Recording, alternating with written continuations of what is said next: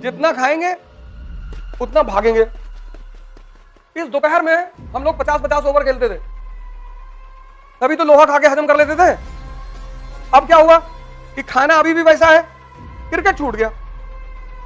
जब भी अच्छा भोजन करो, पैनक्रियाज को ज्यादा मेहनत मत करने दो। मेरा नियम है, नो एक्सरसाइज नो फूड, क्योंकि बिना मेहनत के खाना शरीर में लगता ही नहीं। और जवानी किस चीज के लिए है तुम बताओ? क्या करोगे जवानी में?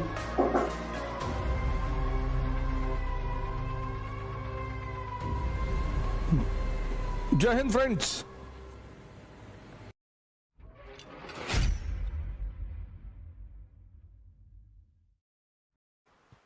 आज मैं एक वैद्य जी से मिलने गया, तो उन्होंने मेरी शुगर चेक की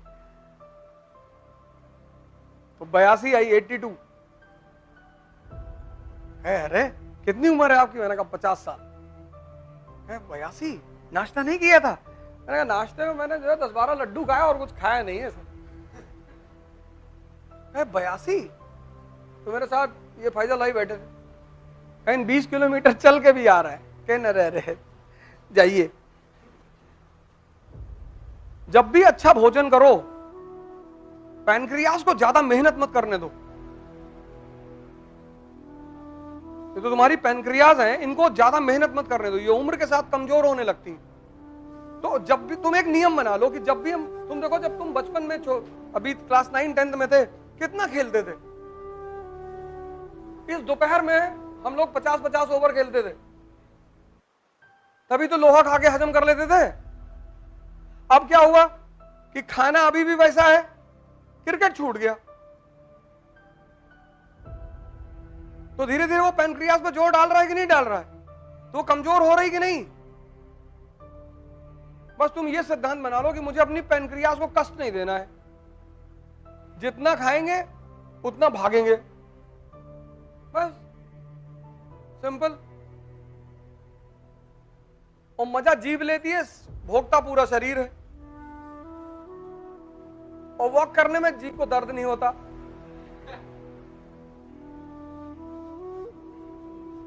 तो सबके एक सिद्धांत है, एक डायरेक्शन है। समझना, कोई रोग है तो क्यों हो रहा है, बस उसके कारण को तुम पकड़ लो। तो जहां कारण है वहीं समाधान है। किसी भी रोग को क्योर करने का सबसे अच्छा तरीका है कि आप ये जान लो कि ये रोग होता क्यों है। तो जैसे ही आपको कारण समझ में आएगा, अब आप डॉक्टर तो है नहीं, लेकिन कारण पता चलने से ये पता चल जाएगा ना किसमें क्या क्या प्रिकॉशन लेना है। बस अब मैं जब मैं घूमने आया था उस वक्त 12 बज रहा था एग्रीकल्चर इंस्टीट्यूट में। तो इन लोगों ने हमसे कहा कि यार अब दोपहर में कहाँ घूमने जाएंगे? हमने कहा तब खाना नहीं खाएंगे। मेरा नियम है, नो एक्सरसाइज नो फूड। जिस दिन एक्सरसाइज नहीं करेंगे उस दिन खाना नहीं खाएंगे, उस दिन व्रत रखेंगे, क्योंकि बिना मेहनत के खाना शरीर में लगता ही नहीं। कोई सौभाग्य से आज हमारे पास थोड़ा सा पैसा है तो अच्छा खाना मिल रहा है, तो उस अच्छे खाने को हजम भी तो करना है। फ्रेंड्स बोले कितना कितना घूमेंगे? हमने कहा 12-13 किलोमीटर घूम लेंगे। हमने कहा चलो 10 कर लेंगे। 15 किलोमीटर से नीचे क्या घूमना? हमने कहा चलो अच्छा 15 किलोमीटर घूमेंगे नहीं, 10 किलोमीटर दौड़ेंगे। अरे बोले आप जाइए दौड़ लीजिए, हम दौड़े ओढ़ेंगे नहीं। हमने कहा अच्छा चलो घूम ही लेते हैं यार। 700 किलोमीटर साइकिल चलाई थी पिछले साल, 16 सितंबर से 26 सितंबर, कोरोना के पीक में, लखनऊ से दिल्ली। एक अटेम्प्ट बढ़वाने की मांग कर रहे थे आईएएस के लड़कों के लिए। 700 किलोमीटर साइकिल चलाई थी और मेरे साथ 15 लोग थे। 15 लोगों में 11 लोग 50 किलोमीटर के बाद लेट गए, और जितने लोग लेटे सबकी उम्र मुझसे 20 साल कम थी। लेट गए 50 के बाद, वो ना पहुंचते पहुंचते लेट गए। अब ना चला पाएंगे।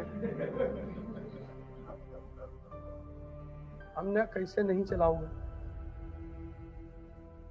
एक भाटी जी हैं लोधी, उन्नाव के बड़े सुंदर और लाल लोधी, उन्नाव के अच्छे लीडरों में से हैं, बुजुर्ग आदमी है बेचारे। उन्हीं घर पे हम रुके थे।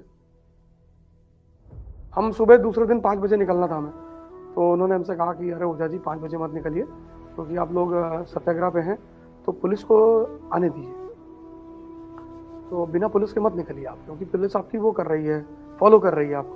तो अगर रास्ते में कुछ भी होता है तो पुलिस प्रशासन को जिम्मेदार होगी। तो बड़ा अच्छा राजनीतिक अनुभव दिया उन्होंने मुझे। तो बड़े प्यारे आदमी, सुबह अपना पूरा खाने पीने का व्यवस्था कराया। तो मैंने उनसे रात में कहा, मैंने कहा बाबूजी ऐसा करो 2 लाठी मंगवा दो। है क्यों? हमने कहा जितने लोग सुबह नहीं उठेंगे तुम आए का है, चले आए तो ऐसा सीन हम 700 किलोमीटर हम चला लेंगे। 11 लोग लेट गए रात में, और सबकी उम्र 22 साल 23 साल। मैं बाबूजी लाठी मंगवा दो। तो रात में हमको 2 लाठी मंगा के दी, लाठी रख दिया। हम कहे सो लो जितना देर सोना है, और 7 बजे हर आदमी को उठना है, और हर आदमी मुझे साइकिल पे मिलेगा, और भाग तुम सकते नहीं। अगर तुम सोचो कि हम बाहर निकल के बस पकड़ के भाग लेंगे, तब तुम दिल्ली में सोचो क्या होगा। फिर मैंने तुरंत उनसे बोला कि बाबूजी 2 नई भिजवा दीजिए। तो उन्होंने 2 नई भिजवाए। तो फिर सबको मालिश करवाया मैंने 12-1 बजे तक। फिर सुबह थोड़ा थोड़ा धीरे धीरे चला, क्योंकि हमें उन्नाव के बाद कानपुर, और कानपुर से औरैया रनिया आना था। हमारा यही रूट था ना, हम लखनऊ से चले उन्नाव, उन्नाव से रनिया, और कानपुर में यहाँ के लीडर हैं प्रसपा के चौबे जी, चौबे करके हैं, बड़े सारे लीडर यहाँ भी हमारा कई सारा प्रोग्राम यहाँ भी हुआ था कानपुर में। तो आशीष चौबे, हाँ। तो रनिया, रनिया के बाद औरैया, औरैया के बाद इटावा, यही पूरा रूट था। और 70 किलोमीटर से नीचे कहीं साइकिल नहीं रोकी। और मार्च में फिर चलाने जा रहे हैं कश्मीर से कन्याकुमारी तक। और अगर तुम ये सब नहीं कर सकते तो यहां लिख लो, हम बुजुर्ग हैं, हम मरे हुए हैं। और चलाए का है साइकिल, बस उसकी एक छोटी सी वजह थी। एक लड़का मुझसे मिलने आया, गुजरात का। हमसे कहा साहब जितना आप बोलते हो ना उतना करके दिखा दोगे तो मान लें आपको।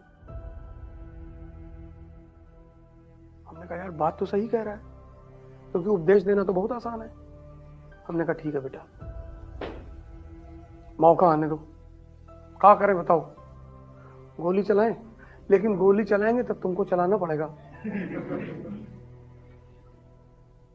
अरे नहीं सर। और जवानी किस चीज के लिए है तुम बताओ, क्या करोगे जवानी में? हमने इनसे कहा खाना नहीं खाएंगे, अगर हमको 12-13 किलोमीटर घुमाओगे नहीं तो हम खाना नहीं खाएंगे। हमने इनसे कहा था सुबह 6 बजे आ जाना। अब सब 12, 2, 3, 4 बजे तक सब लोग जगे, तो अब 6 बजे उठने का सवाल ही नहीं। लेकिन घूमना तो वही है। तुमने कैसा करो, कानपुर से चलो उन्नाव तक घूम आते हैं। कहे उन्नाव तक जाएंगे तो सेमिनार कब होगा? हमने कितनी दूर है? कहीं 40 किलोमीटर है। हमने कहा तब तो ज्यादा दूर है यार, इधर कहीं निकल लो, कानपुर के इधर चलो, चलो कहीं 20-25 किलोमीटर चलते हैं। तुम अपने से हारते हो, अपने से, तुम बाहर से नहीं हारते। जय हिंद।